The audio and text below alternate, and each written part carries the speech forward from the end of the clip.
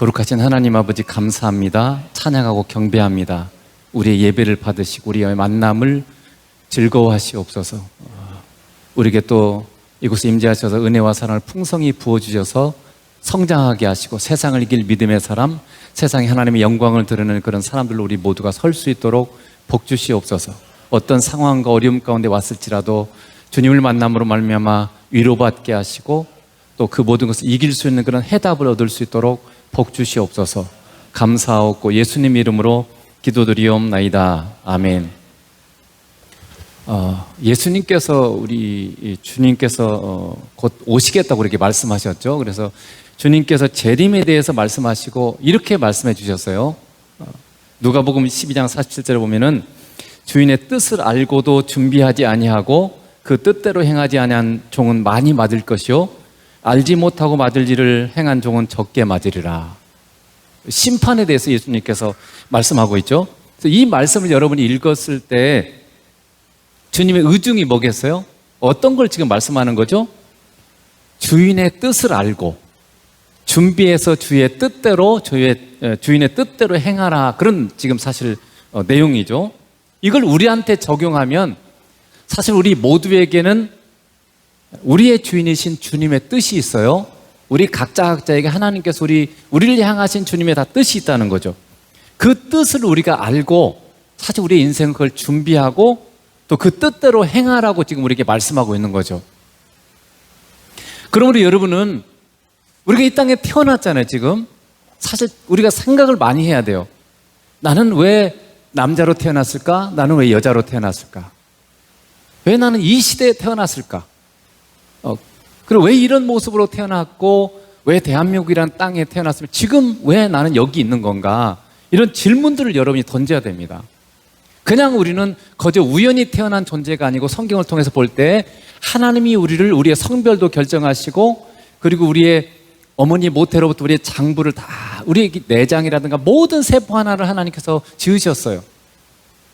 그래서 나의 나된 것은 고린도전서 15장에 보면 바울이 나의 나된 것은 하나님의 은혜로라 이렇게 말씀했는데 나의 모든 성품, 나의 모든 것들은 다 하나님이 우리를 그렇게 만드신 거죠.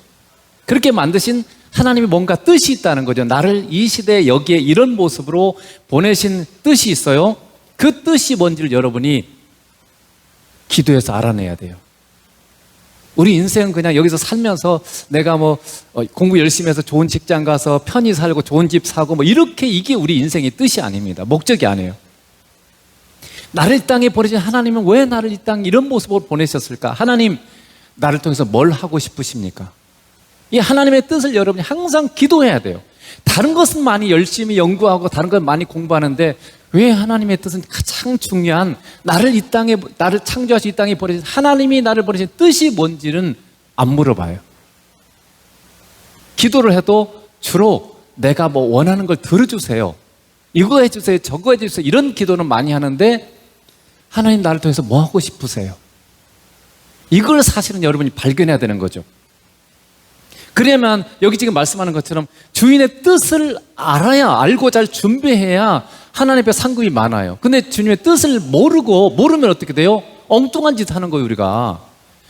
하나님이 나를 이 땅에 보내신 이유를 모르면 우리는 엉뚱한 것 하면서 사는 거예요. 그러면 어떻게 돼요? 많이 맞아요, 잘못하면. 맞아요. 이게 심판이란 뜻이죠.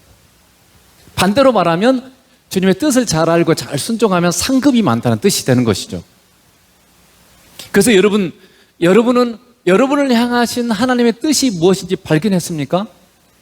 주님한테 묻고 그걸 여러분이 지금 받았냐 그 말이죠. 그리고 그 뜻대로 여러분 지금 잘 살고 있습니까? 그 뜻을 일단 모르면 그 뜻에 맞게는 살 수가 없어요. 그러니까 첫째는 나를 보내신 하나님의 뜻이 무엇인지를 알아야 되고, 둘째는 그 뜻에 따라 내가 잘 순종하는 삶을 살아야 되는, 이게 지금 우리 인생의 목적인 거죠. 자, 그러면 하나님께서 일단 일반적인 의미에서 하나님께서 우리를 어떻게 부르시냐면 너희는 세상의 빛이라, 우리를 세상의 빛으로 부르셨습니다. 오늘 13장 47절에 보면 주께서 이같이 우리에게 명하시되 내가 너를 이방의 빛으로 삼아 너를 땅끝까지 구원하게 하리라 하셨느니라 하니, 바울이 지금 얘기를 하는 거죠. 사람들한테 예수님께서 주께서 그러죠. 예수님께서 우리에게 이렇게 명령하셨다는 거죠. 내가 너를 이방의 빛으로 삼아 너로 땅끝까지 구원하게 하리라. 이렇게 말씀하셨다는 거죠. 이 말씀은 바울이 다메섹 도상으로 지금 사람들을, 예수 믿는 사람을 잡아다가 죽이려고 이렇게 가다가 예수님을 만났는데 그 예수님이 바울에게 하신 말씀이에요. 그리고 이것은 바울의 사명이 되었습니다. 그리고 바울은 이 부르심에 평생에 순종했어요. 그 부르심 받고 변화된 순간부터 죽을 때까지, 순교당할 때까지 바울은 이 부르심을 위해서 평생을 거기에 온전히 헌신하고 드렸습니다. 그렇다면 여러분, 이 세상의 빛으로 부르심을 받은 것은 바울과 바나바만 해당되는 것일까?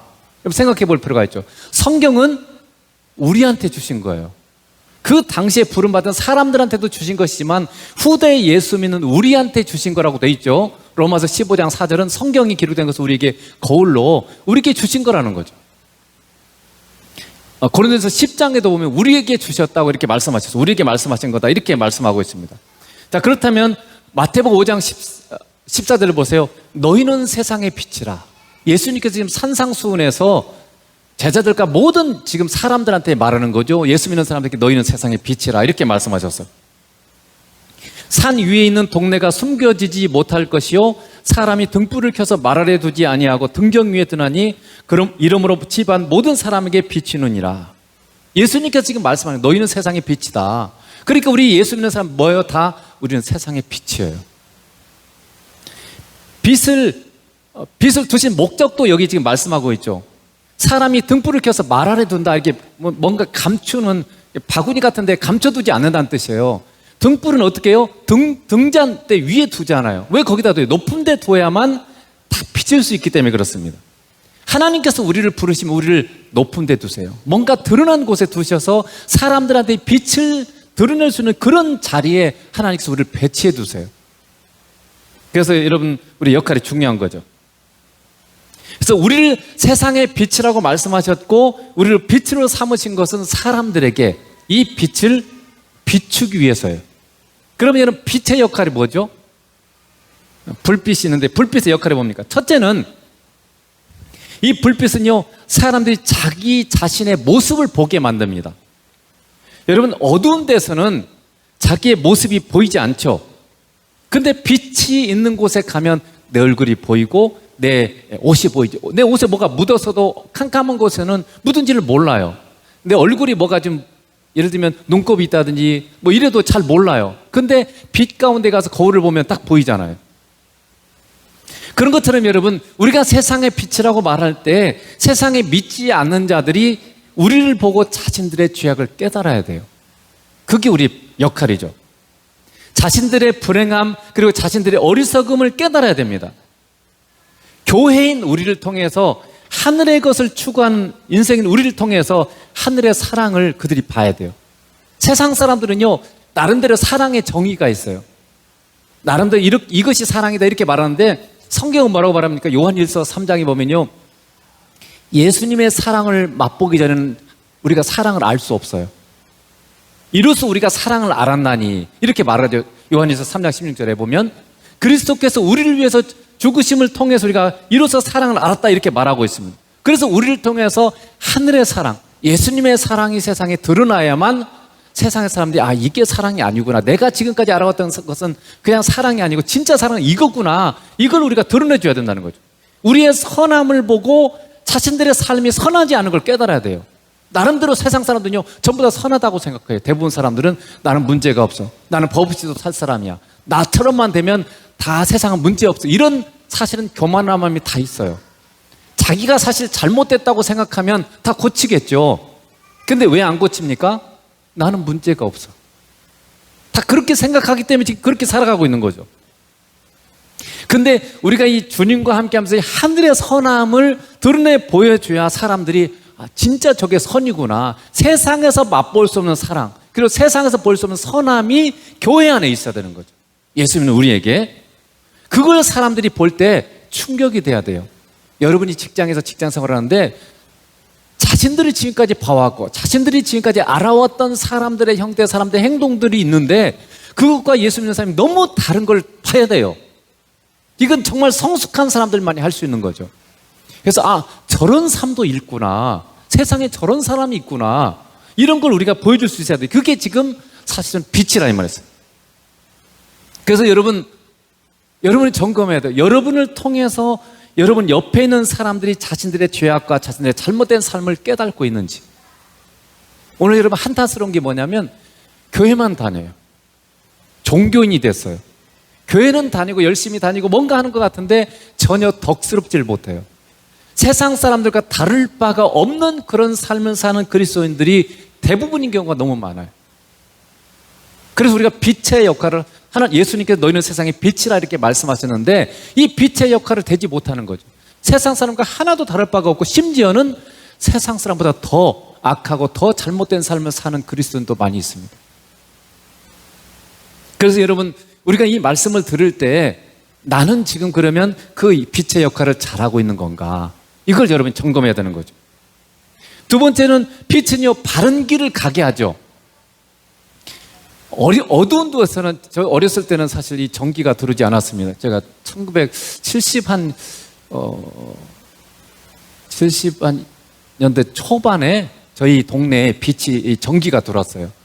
그때는 전기도 또 아끼려고 아주 5촉짜리, 5와트짜리 굉장히 약한 걸 쓰기도 했는데 그 전에는 그냥 남포등이라 그러죠. 이 석유 불을 뜨고 다니는데 그게 너무 캄캄해요. 그러다 보니까 그 당시에는 포장된 것도 아니고 이게 그래서 도로가 움푹 들어간 것, 돌뿌리 이런 게 굉장히 많았어요. 가다 보면 비 온 날에는 그냥 푹 빠지기도 하고 그래서 발이 젖기도 하고 또 돌뿌리에 넘어져서 걸려서 넘어지는 일이 굉장히 많았어요. 특별히 너무 캄캄하기 때문에. 근데 빛이 들어나서 지금은 도로도 잘 놓였지만은 빛이 들어오면서 우리가 넘어지지 않잖아요. 우리가 가고 싶은데 얼마든지 갈 수 있잖아요. 빛의 역할이 그런 거죠. 어두운 곳에서는 이게 물에 빠지기도 하고 때로는 낭떠러지에 떨어질 수도 있고 자신이 가고자 하는 곳을 갈 수가 없습니다. 그런 것처럼 여러분 우리는 세상의 빛이기 때문에 이 빛인 우리는 사람들이 잘못된 길을 가지 않도록 막는 역할 그리고 바른 길을 갈도록 돕는 그런 역할을 하는 존재가 바로 우리 예수 믿는 사람이고 교회라는 뜻이죠. 그래서 우리의 삶을 통해서 이 세상과 세상 이것을 사랑하는 사람들이 그게 어리석은 삶이고 멸망받을 삶이라는 걸 밝히 드러내줘야 돼요. 진정한 가치 있는 삶은 하늘을 추구하는 삶이고 영혼을 추구하는 삶이고 그것이 다름이 아니라 예수 그리스도를 사랑하고 그분과 함께하는 삶이라는 걸 여러분 드러내줘야 돼요. 여러분 그래서 여러분에게 질문하면 여러분은 주님과 함께 하늘의 영원한 것을 추구하고 있습니까? 여러분의 마음에 지금 뭐가 가득 차 있습니까? 예수님께서 이렇게 말씀하셨죠. 우리는 마음에 가득한 것을 입으로 말한다. 사람들과 대화할 때 보면요 내가 마음에 많이 갖고 있고 많이 생각하는 것을 주로 대화의 주제로 얘기하게 돼 있어요. 그러면 여러분의 마음 안에 뭐가 많이 가득 차 있어요? 하늘의 것으로 가득 찬 사람은요 하늘 얘기를 많이 해요. 천국 얘기 많이 하고 예수님으로 가득 찬 사람은 예수님 얘기를 많이 해요. 근데 다른 것으로 가득 찬 사람은 항상 다른 얘기, 예수님 얘기 안 해요. 천국 얘기도 안 해요. 그렇다면 여러분은 영혼을 추구하고 있습니까? 우리의 마음이 계속 하늘을 쳐다보고 있어야 돼요. 천국을 쳐다보고 살아야 돼요. 그래야 이 땅의 것에 빠지지 않습니다. 그래서 여러분은 이 세상의 사람들에게 이 바른 길을 가르쳐주고 있냐 이 말이죠. 자, 그렇다면 이 빛이 우리가 빛이라 이렇게 말했을 때 이 빛이란 뭐를 말하는 건가 할 때 이 빛은 자, 오늘 마태복음 5장 16절을 봐보세요. 이같이 너희 빛이 사람 앞에 비치게 하여 그들로 너희 착한 행실을 보고 하늘에 계신 너희 아버지께 영광을 돌리게 하라. 이렇게 말하니까 너희 빛과 착한 행실이 똑같은 말이죠. 그러니까 빛이란 뭐예요? 착한 행실입니다. 그러므로 여러분 예수 믿는 사람들은요 세상 사람들에게 우리에게 착한 행실, 다른 말로 하면 선한 행실이에요. 선한 행실을 보여줘야 돼요. 그런데 여러분 이 선한 행실이 뭘까요?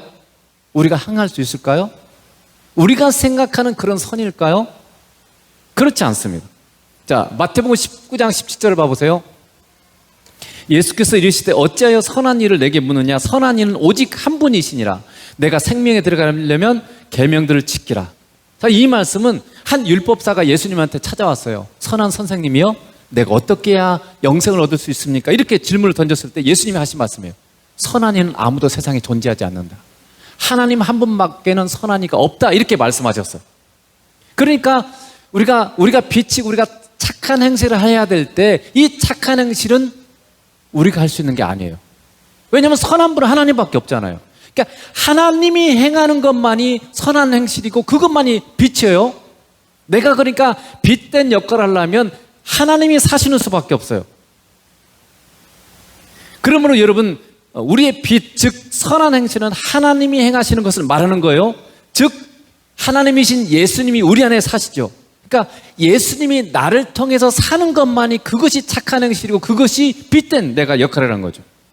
그러므로 여러분, 우리가 선한 삶을 살려면 어떻게 해야 되겠어요? 주님이 나를 통해 살도록 해야 돼요. 그러려면 어떻게 해야 돼요? 뭐든지 주님께 물어야 돼요.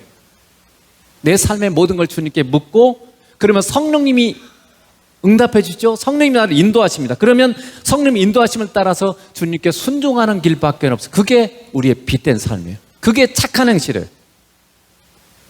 그럼 우리가 이거 지금 계속 얘기하죠. 임재동행. 임재동행이 뭐예요? 임할 임자, 있을 재자. 내 안에 임하신 주님, 내 안에 계신 주님, 그리고 동행, 함께 걷는다는 뜻이죠.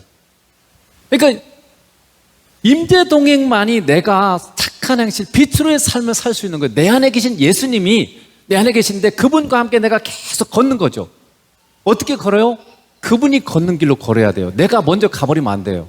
근데 여러분은 항상 이렇게 하죠. 내가 다 결정해버려.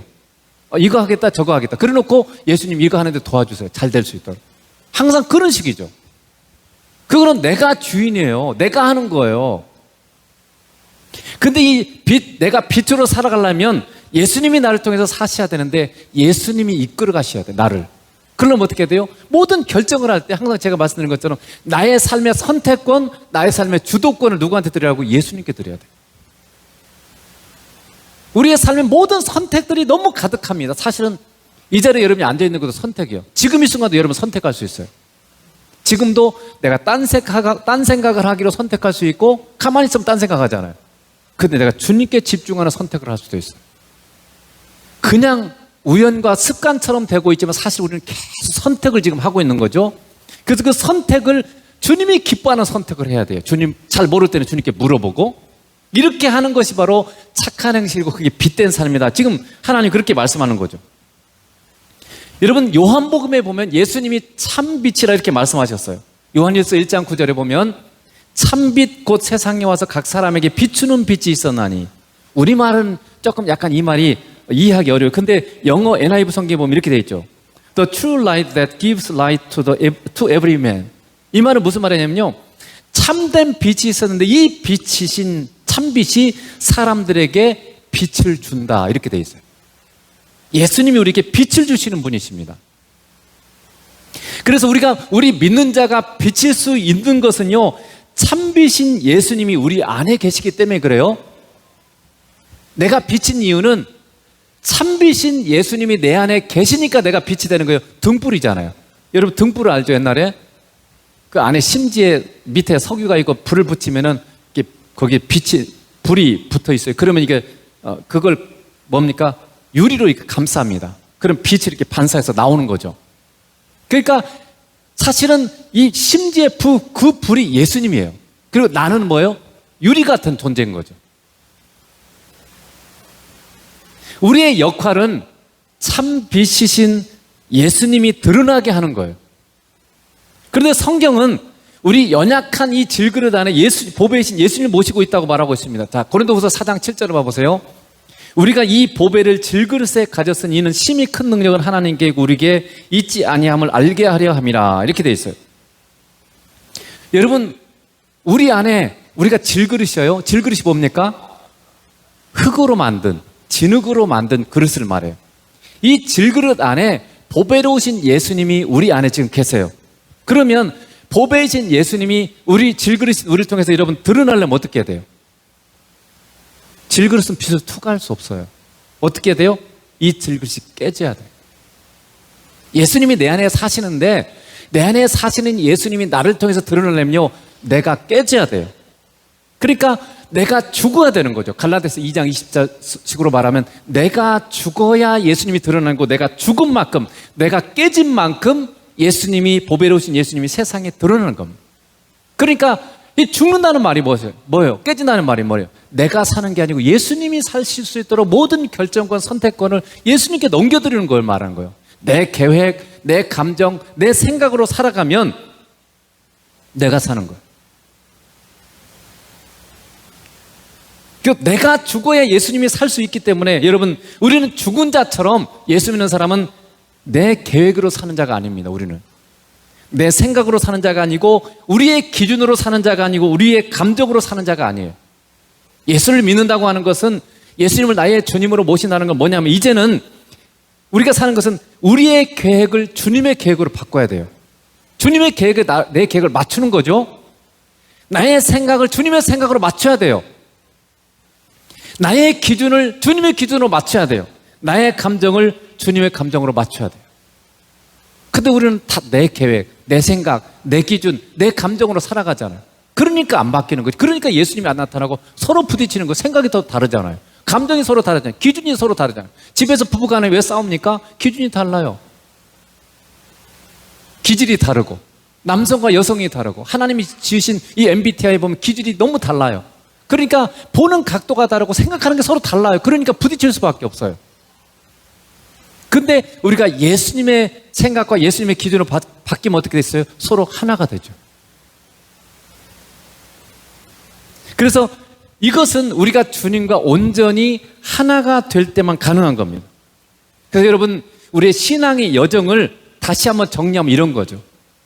하나님께서 우리의 신앙은 수많은 인생의 사건들을 통해서 우리가 주님과 만나고 사귀면서 점점점 우리가 하나가 되게 하는 과정이에요. 주님과 점점점 하나가 되게 하는 과정이고, 그 말은 무슨 말입니까? 나는 점점점 사라지고 점점점 주님으로 채워지는 과정이에요. 그러니까 이 세상에 여러 가지 일들을 우리가 만나면서 점점점 나는 미약하고, 나는 문제가 많고, 나는 죄악되고, 이런 걸 경험하고 깨달을수록 어떡합니까? 결국 점점 주님을 더 구하게 되겠죠. 점점점 주님을 의지하게 되겠죠. 그러면서 점점 어떻게 해요? 나는 없어지고 점점점 주님으로 채워져서 나중에는 종래는 어떻게 돼요? 주님만 가득 차면 어떻게 돼요? 주님만 드러나는 삶이 되는 거죠. 그래서 여러분, 신앙은 내가 열심히 교회 얼마나 다녔느냐, 내가 성경 얼마나 많이 알았느냐, 내가 기도 얼마나 많이 했느냐, 이게 너무 중요하긴 해요. 그렇지만 그거를 통해서 뭘 해야 돼요? 내가 얼마나 주님의 모습으로 바뀌어졌느냐가 중요해요. 이게 신앙의 성숙이에요.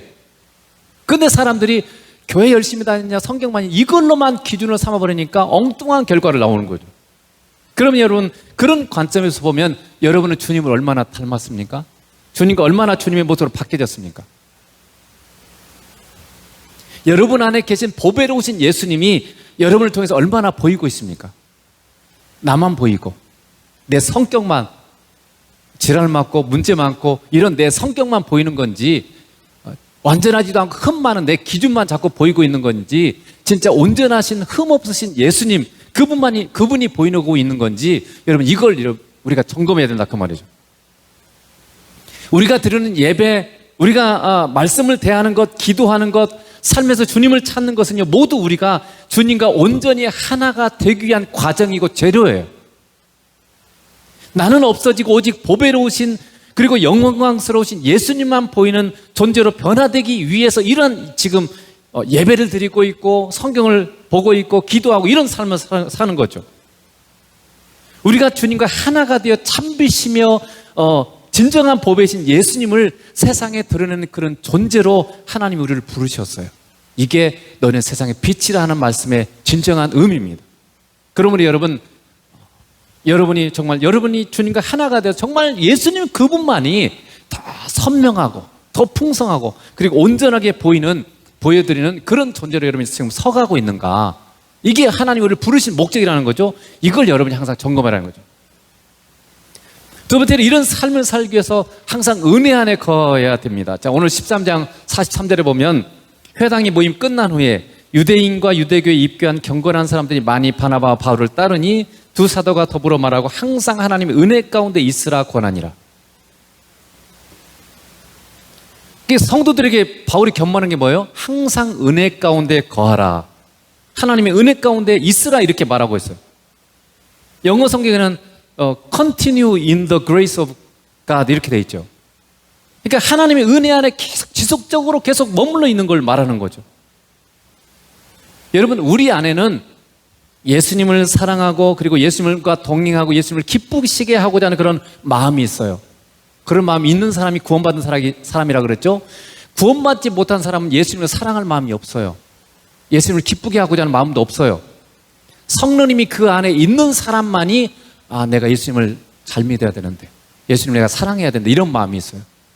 그래서 그런 마음이 있다는 것은 구원받은 자라는 뜻입니다. 믿지 않는 자는 결코 그런 생각을 하지 않아요. 그러므로 여러분 안에 내가 비록 그렇게 살지는 못해도 내가 주님을 더 사랑하고 더 주님을 가까이 해야 되는데, 이런 마음이 여러분 안에 있다면 여러분은 틀림없이 구원받은 사람이 맞습니다. 그래서 오늘 바나바와 바울은 그렇게 살려면 어떻게 해요? 항상 하나님의 은혜 가운데 있어야 된다, 이렇게 지금 말씀을 하고 있는 거죠. 여러분, 우리가 어떻게 주님을 사랑하고 어떻게 주님을 기쁘게 하는 순종을 할 수 있을까요? 그것마저도 여러분 우리 힘으로 되는 게 아니에요. 이게 참 비밀이에요. 내가 예수님을 사랑하고 예수님을 기쁘게 하는 삶마저도 어떻게 해야 되냐면 내가 예수님 안에 거할 때만이 가능해요. 자, 요한복음 15장 5절을 봐보세요. 나는 포도나무에 너희는 가지라. 그가 내 안에 거하면 사람 열매를 많이 맺나니 나를 떠나서는 너희가 아무것도 할 수 없습니다. 여러분, 포도나무를 생각해 보세요. 어떻게 지금 예수님이 이렇게 해요. 나는 포도나무, 예수님이 포도나무예요. 그리고 우리는 성도인, 우리는 가지예요. 그럼 포도 열매는 어디에 맺혀요? 가지에 맺힙니다. 그런데 이 포도 가지에 포도 열매가 맺히면 가지가 이 포도 열매 맺으려면 어떻게 돼요? 포도나무에 붙어 있어야 돼요. 포도나무로부터 영양분을 공급받아야만 열매가 맺히죠.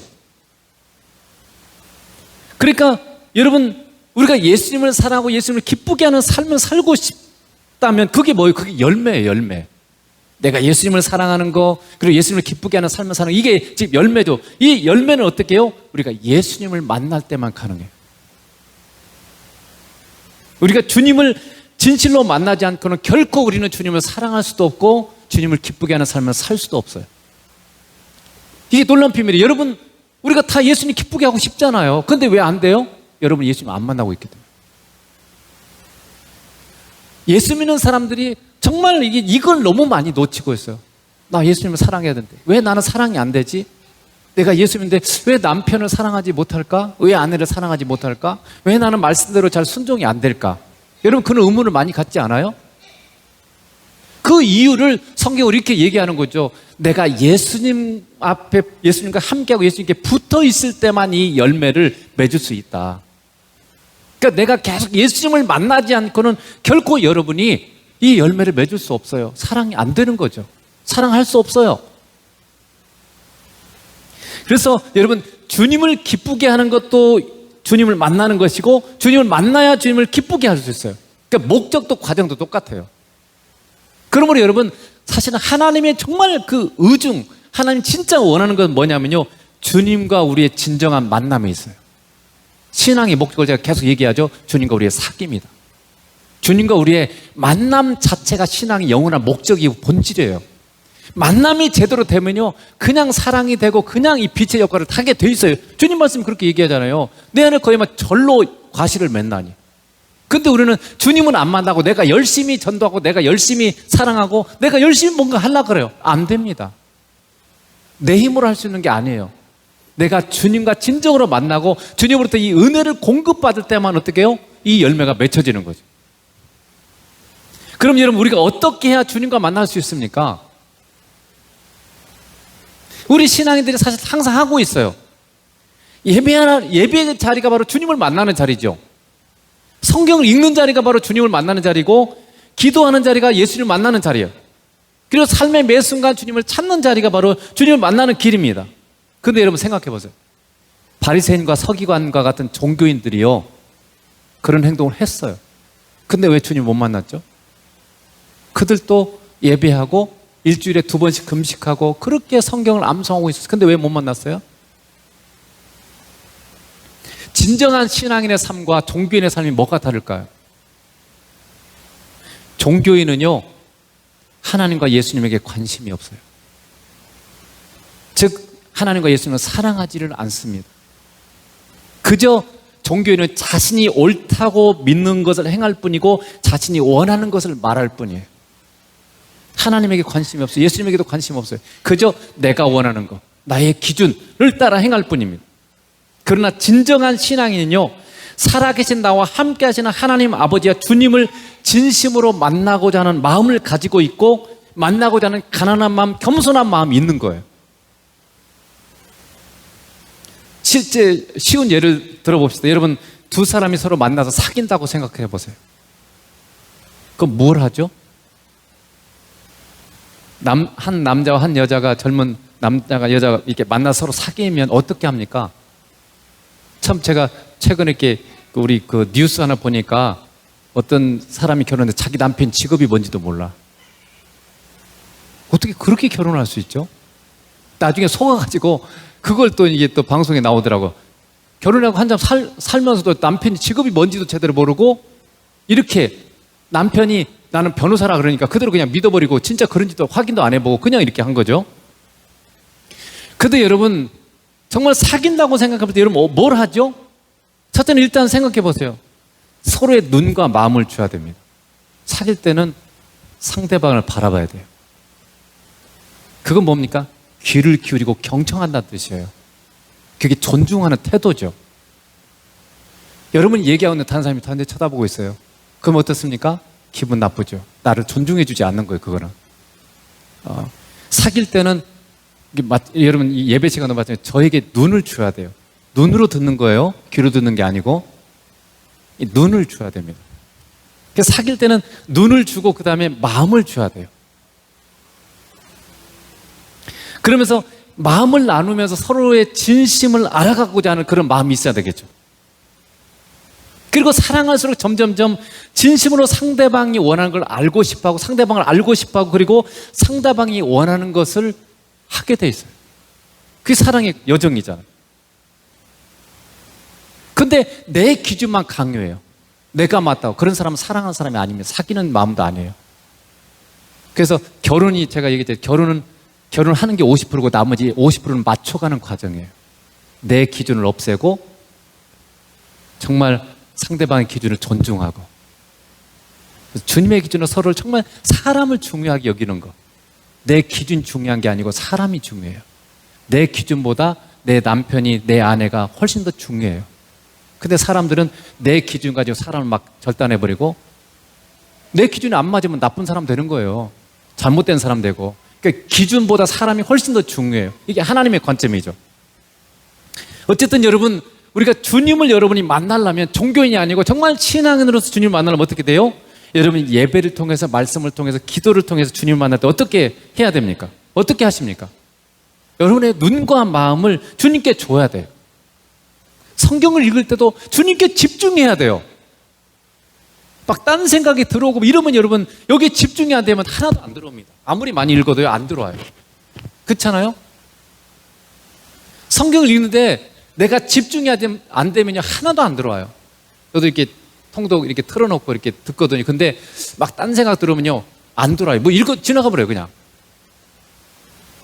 그러니까 여러분이 정말 주님을 만나려고 그러면요, 여러분의 눈과 마음을 주님께 줘야 돼요.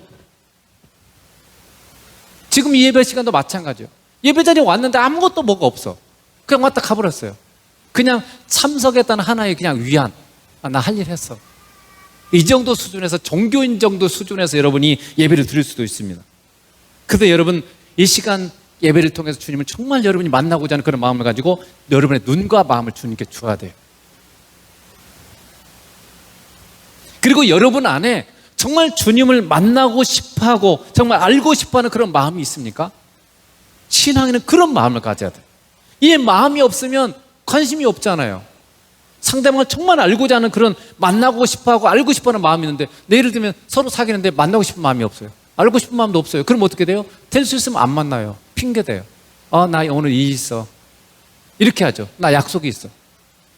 피할 길을 찾아요. 그리고 만나도 별로 관심이 없으니까 그냥 시간 때우기로 지내지 별로 관심을 기울이질 않습니다. 그 진정한 사귐이 아니에요. 사귐 관계에 있어서 그렇게 돼버리면 그건 불행한 관계죠. 결국 헤어질 수밖에 없죠. 마찬가지 여러분, 우리가 예배를 통해서, 말씀을 통해서, 기도를 통해서 삶의 여러 가지 여정 속에 주님을 여러분이 만나려고 한다면, 주님을 진정으로 만나고 싶어서 눈과 마음을 주님께 주지 않으면 우리는 주님을 만날 수 없습니다. 주님 우리의 마음을 보고 계시고 전심으로 구하는 자를 주님은 만나 주시기 때문에 그래요. 너희가 전심으로 나를 구하면 나를 만나리라. 하나님께서 그렇게 약속해 주셨어요. 내 마음을 주님께 전심으로 여러분 드리지 않으면 여러분 주님 만날 수 없어요. 그래서 제가 여러분 주일을 준비는 토요일부터 한다라고 얘기하는 거죠. 토요일부터 여러분 마음이 경건하게 잘 준비해야 돼요. 토요일부터 밤 늦게까지 새벽까지 막 뭐하고 피곤해 지쳐가지고 여기 오면 집중이 되겠어요? 안 되겠어요? 안 되죠. 토요일날 막 이상한 거 하고 막 이렇게 하고만 마음이 막 뭔가 이 생각 속에 그런 잡다한 것들이 막 가득 차 있으면 여러분 집중이 되겠어요? 안 됩니다. 그래서 토요일부터 주일을 준비하는 그런 마음 자세를 가지고 있어야 되고요. 그리고 예배 자리에 나와서도 여러분님 정말 주님 앞에 기도하면서 내가 정말 주님 앞에 이 시간 집중하고 주님을 정말 만나는 그런 시간 되기를 원합니다 라는 그런 기도를 여러분이 해야 돼요. 그래서 또한 여러분 마음을 서로 나누는 그런 영적 대화를 통해서 진정으로 주님이 원하는 것을 여러분 물어보고 있고 알아가고 있고, 그리고 주님이 원하는 것을 여러분 알고 싶어 하십니까? 우리와 주님의 만남은요 인격적인 관계예요. 세상의 다른 종교는요 신이라 부르는 존재에 대해서 관심이 없어요. 그냥 신이라는 존재는 내가 원하는 것 들어주기만 하면 돼. 종교인이에요. 그게 신이라 부르는 존재, 우리가 믿는 예수님 하나님이 누군지에 관심이 없어요. 그냥 내가 사는데 돈만 주면 돼. 그게 세상의 종교가 말하는 신이에요. 그렇지만 기독교의 신은 그게 아니에요. 기독교의 하나님은 인격적이신 분이십니다. 예수님도 인격적인 분. 인격적이라는 뜻은 무엇이에요? 알고 있고 감정도 있고 의지도 있다는 뜻이에요.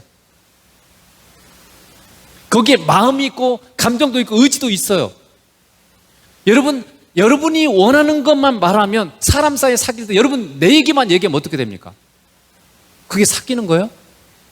상대방에 대해서 관심도 없어. 듣고 싶지도 않아. 내 얘기만 막 해버려. 그리고 나 잘했어 이러고 집으로 돌아가. 우리가 초신자 때는 그럴 수 있어요. 기도도 막 내 얘기만 몽땅 해버리고 가버려요. 그게 사귐 맞아요? 주님 만난 거 맞아요? 물론 때로는 그럴 때도 있긴 있어요. 우리가 좀 약간 초신자일 때는 주님이 그런 것만 해도 기뻐하시고 이렇게 하긴 하지만, 그러나 그렇게 해서는 주님과 깊은 사귐으로 들어갈 수가 없어요. 그래서 여러분이 정말 주님을 진심으로 만나고 주님과 마음을 나누고자 하는 그런 마음을 여러분이 가져야 됩니다. 그래서 여러분 주님이 뭘 원하시는지 주님에게 그래서 많이 물어야 돼요. 주님은 어떻게 느끼세요? 주님은 어떻게 생각하세요? 정말 그래서 베드로는 베드로서예요. 주를 알아가는 데서 자라가라 이렇게 말하죠. 주님을 알아가는 게 우리의 신앙의 성숙이 굉장히 중요한 핵심이에요. 주님을 알아가는 것만큼 내가 성장할 수 있어요. 호세아서 4장 6절인가 보면 이렇게 되어 있죠. 이 백성이 지식이 없어서 망하는도다. 참 지식. 그러니까 하나님에 대한 진정한 지식, 하나님을 제대로 모르기 때문에 망한다는 거예요. 주님을 제대로 알면, 여러분 진짜 주님을 제대로 알면 주님 의지하지 않을 사람이 없어요. 근데 주님을 모르니까 여전히 내가 더 잘한다고 생각하기 때문에 내가 하는 거죠. 주님이 더 잘한다고 나보다 훨씬 더 뛰어난 존재라고 여러분 믿고 그분이 나와 함께 하신다는 걸 여러분 진짜로 안다면 그분 앞에 여러분이 묻고 의탁하지 왜 내가 하겠어요? 그러니까 머리로만 지금 지식 정보로만 아는 거지 그게 진짜 아는 게 아니에요. 그래서 여러분이 이 주님과 진정한 만남을 하고 자꾸 주님 앞에 많이 물어봐야 돼요. 질문을 던지고 많이 주님의 생각을 물어보고 주님도 알고 싶어요. 주님. 그럴 때 주님은 우리를 반드시 만나 주십니다. 자, 요한계시록 3장 20절만 보겠습니다. 볼지어다 내가 문 밖에 서서 두드리노니 누구든지 내 음성을 듣고 문을 열면 내가 그에게로 들어가도 그와 더불어 먹고 그는 나와 더불어 먹으리라. 이 말씀 믿는 자에게 주신 말씀이에요. 라오디게아 교회 성도들에게 주신 말씀이에요. 안 믿는 사람에게 주신 말씀이 아니에요. 믿는 사람에게 주신 말씀입니다. 자, 이 말씀은요, 주님이 여러분 지금 마음 밖에서 계시면서 여러분과 진정으로 만나고 싶어서 주님이 문을 두드리십니다. 그게 성령님의 음성이에요. 성령님이 여러분 안에서 너는 그렇게 살면 안 돼. 너는 더 주님 앞에 막 기도를 더 해야 되고 주님 앞에 진정한 예배를 드려야 되고 주님을 더 잘 만나야 돼. 이런 여러분 마음속에 그런 생각들이 있죠. 이게 지금 주님이 우리의 문 밖에서 문을 두드리고 있는 거죠. 그러므로 여러분은 그 주님의 음성을 들으려고 해야 됩니다. 자꾸 삶에서 귀를 기울여야 돼요. 주님 말씀하셔서 제가 듣겠습니다. 이렇게 정오 기도를 하는 이유가 그거예요. 그냥 뭐 한번 했다 이렇게 하려는 게 아니라 진짜 주님을 만나는 기회로 삼자는 거죠. 내가 그 이 점심시간이라도 내가 주님께 귀를 기울이면서 주님 말씀하셔서 제가 듣겠습니다. 귀를 기울이는 시간을 갖는 거죠. 주님 앞에. 여러분의 신앙은 자꾸 주님 앞에 귀를 기울여서 주님 말씀하세요. 제가 듣겠습니다. 주님 이럴 때는 어떻게 해야 돼요? 주님 귀를 자꾸 주님 앞에 열어드려야 돼요. 그리고 나서 뭔가 들려질 때 의지적으로 문을 열어줘야 됩니다. 그 말은 무슨 말이에요? 말씀하실 때 여러분이 의지적으로 주님 앞에 순종해야 돼요. 나를 주님께 드려야 돼요. 그냥 들려지는 게 아닙니다. 의지를 드려야 돼요. 의지를. 자꾸 내가 주님 앞에 나의 의지적으로 자꾸 주님에게 귀를 기울이려고 그러고 주님이 뭔가 말씀에 자꾸 순종하려고 내 의지를 드려야 돼요. 그래서 그것이 바로 주님을 영접하는 거예요. 주님을 영접해서 주님 따라가는 삶인 거죠. 그러면 주님이 여러분 안에 들어오셔서 여러분과 함께 하시면서 여러분을 주님의 은혜 아래 거하게 하십니다. 그래서 우리가 주님을 만나고 주님의 은혜를 누릴 때 우리는 하나님을 기쁘시게 할 수 있는 그런 삶이 되고 그런 존재로 하나님께서 우리를 부르셨어요. 기도하겠습니다.